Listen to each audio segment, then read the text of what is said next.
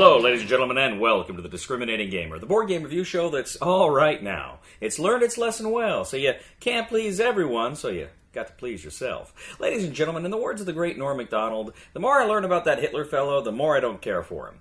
Ladies and gentlemen, today we're going to go ahead and take a look at Hitler's Reich from GMT Games.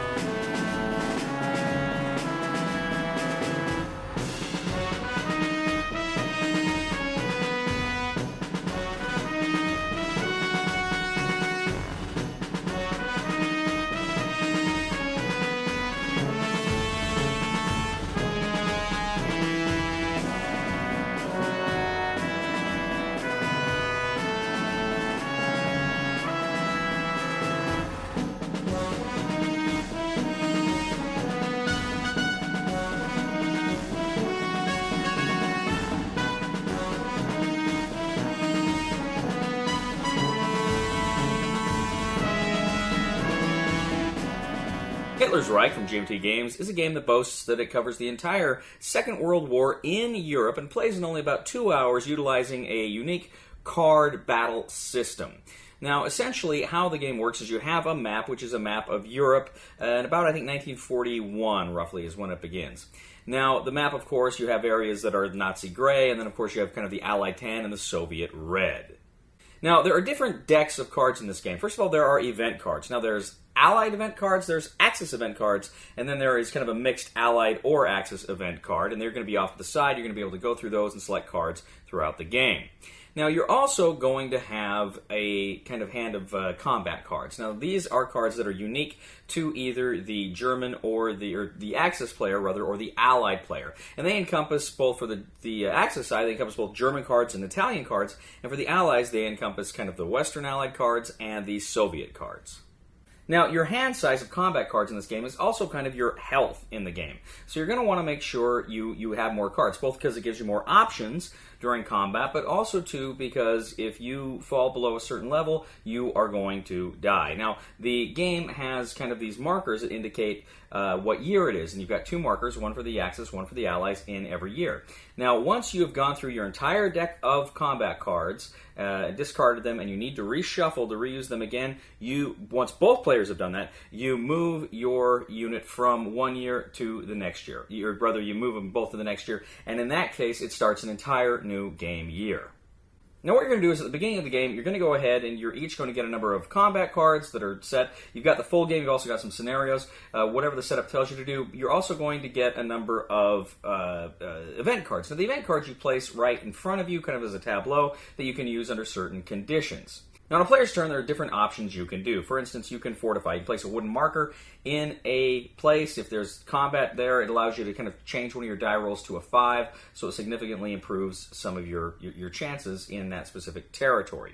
You can also do a reinforce action, which means you can either place a naval unit in a space which is necessary for amphibious landings and kind of to exercise control. Also, you can put a marker in a big push box. And big push box, that's does some very interesting things, and I'll talk a little bit more about that later.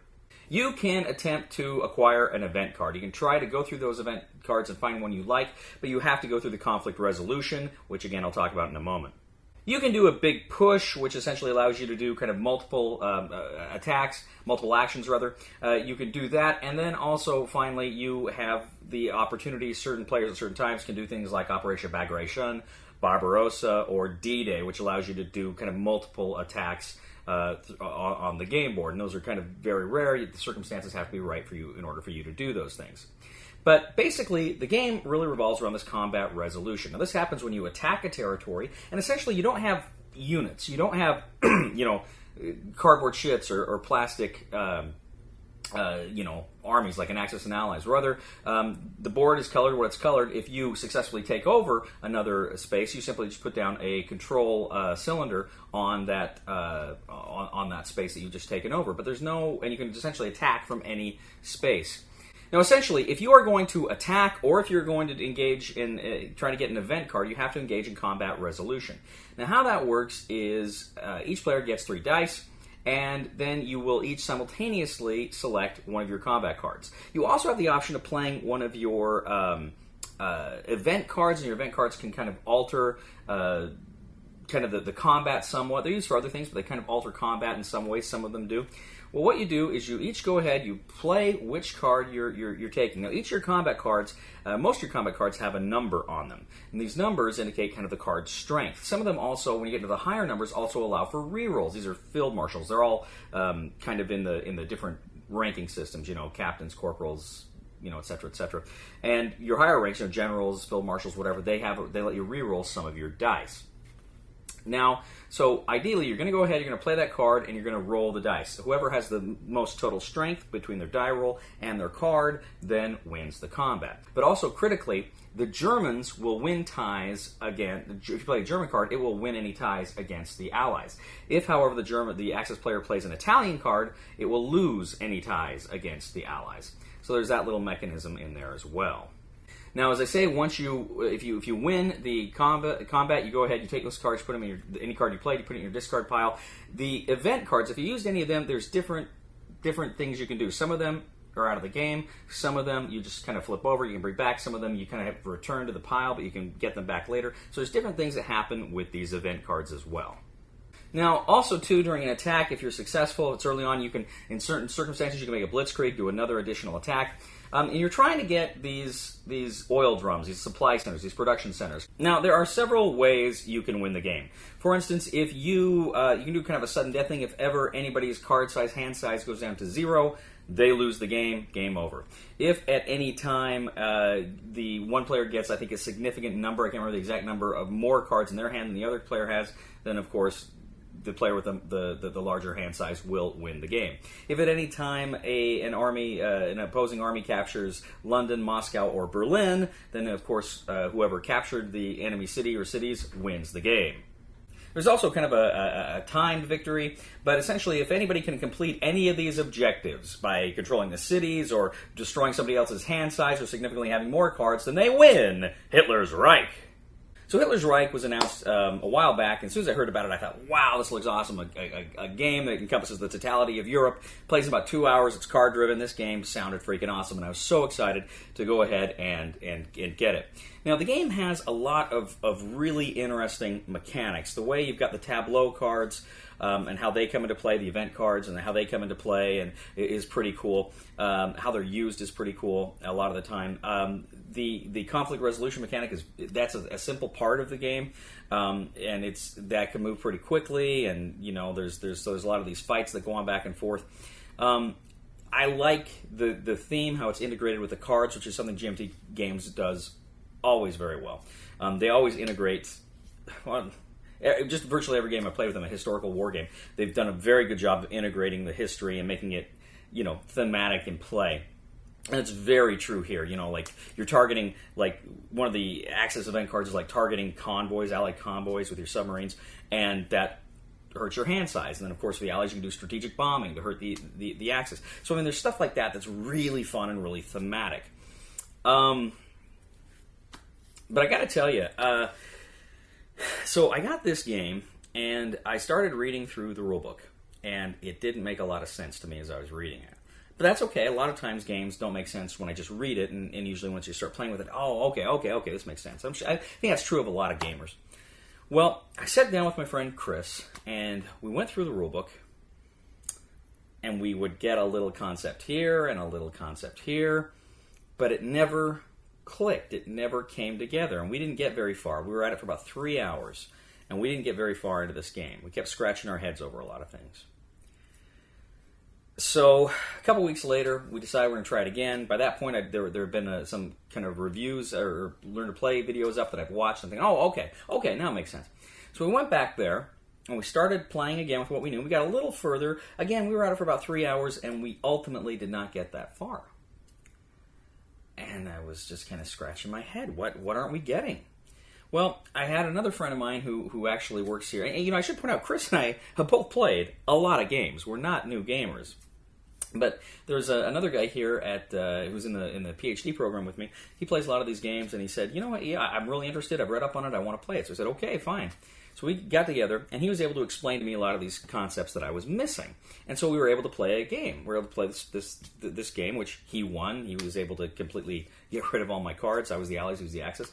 So Alex did a really good job kind of teaching me the game from stuff he'd been able to read online and see online and stuff. So that was good. It made it a lot more sense to me, and I was able to play the game.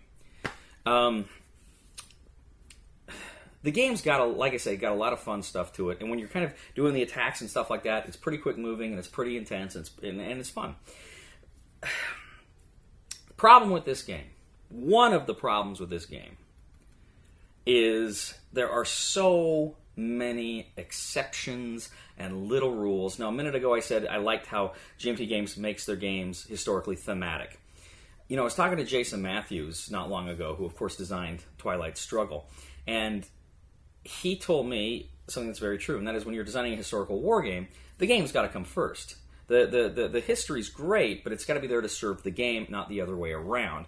And I felt like this was a case where too often the game was serving history, not the history was serving the game. And consequently, there's a lot of stuff in this game that just seems odd. Now, I mentioned how I liked how the tableau of cards come out and how they play. I do like that. I generally like how these cards play in the game. The problem is they've got those 4 different symbols where, well, some of them go back in the box, and some of them go back in the pile, and some of them you flip over and get back, and some of them do this, and some of them do that. And when they do that, and how they do that. And it was just too much to keep track of for what I was hoping was going to be a very simple game. This is not a simple game. It's got some simple mechanics, and aspects of it are simple, but on the whole, it is not simple. It is convoluted, unnecessarily convoluted. I would like to see these various concepts streamlined into a second edition of this game that just works. I've talked to people, I've seen people online that say they like this game. Once you kind of get past the learning curve, you get into it. But for me, there were fundamental problems with this game. Fundamental problems.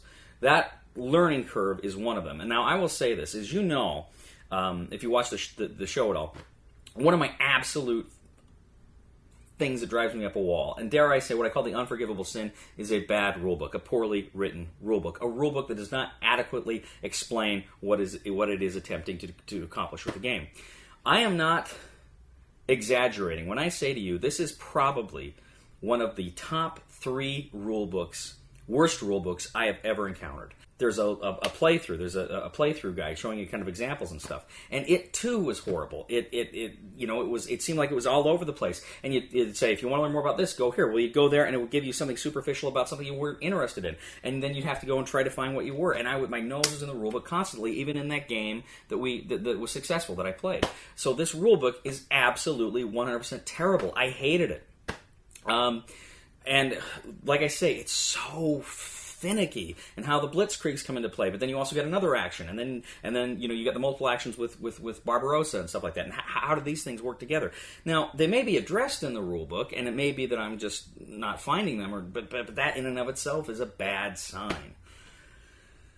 What I'm trying to say is, I was profoundly disappointed with this game. There's some good stuff in here that I think, like I say, if you bring that second edition, that streamlined second edition, this game could kick some serious butt. I think this could be an awesome game. As it is, it doesn't work for me.